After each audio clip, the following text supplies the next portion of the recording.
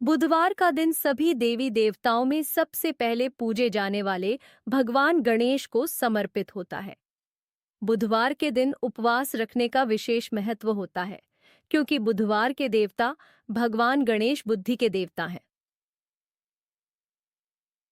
एक समय की बात है, एक व्यक्ति का विवाह हुए कई वर्ष बीत गए। विवाह के बाद उसकी पत्नी एक बार अपने मायके गई हुई थी। पत्नी के मायके में रहने के कई दिनों बाद उसका पति अपनी पत्नी को विदा करवाने के लिए ससुराल पहुंचा। ससुराल में कुछ दिन तक रहने के बाद वह पत्नी को मायके से विदा करने की बात अपने सास ससुर के कही। बुधवार का दिन होने के कारण उसके सास ससुर ने कहा कि इस दिन बेटी ससुराल नहीं जा सकती, इस कारण विदाई नहीं हो सकती है। लेकिन वह व्यक्ति नहीं माना और अपनी पत्नी को मायके से विदा कराकर अपने घर की तरफ चल दिया।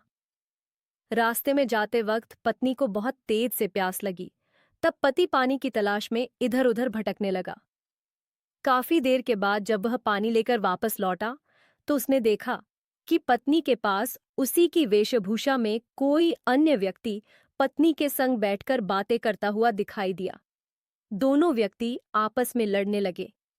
पहले व्यक्ति ने गुस्से में दूसरे व्यक्ति से पूछना लगा कि वह कौन और क्यों उसकी पत्नी के साथ बैठकर बातें कर रहा है। फिर आपस में लड़ने लगे। दूसरे व्यक्ति ने कहा कि यह मेरी पत्नी है। दोनों के बीच भयानक लड़ाई होने लगी। तब वहां पर कुछ सिपाही आ गए और स्त्री से उसके असली पति के बारे में पूछने लगे। दोनों व्यक्ति को देखकर स्त्री हैरान हो गई कि कौन मेरा पति है। वह दुविधा में पड़ गई, क्योंकि दोनों एक जैसे ही लग रहे थे। तब पहला व्यक्ति परेशान होकर मन में कहा कि भगवान, ये आपकी कैसी लीला है।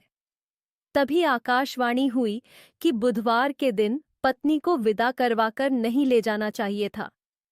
यह सब सुनकर पहला व्यक्ति समझ गया कि यह भगवान बुद्ध की लीला है।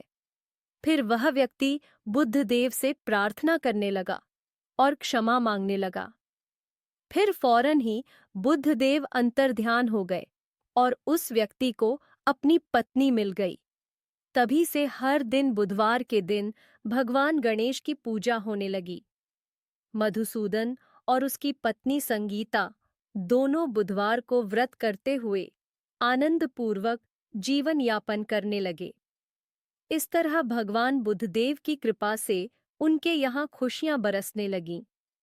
इस तरह जो स्त्री पुरुष विधिवत बुधवार का व्रत करके व्रत कथा सुनते हैं, भगवान बुद्धदेव उनके सभी कष्ट दूर करते हैं।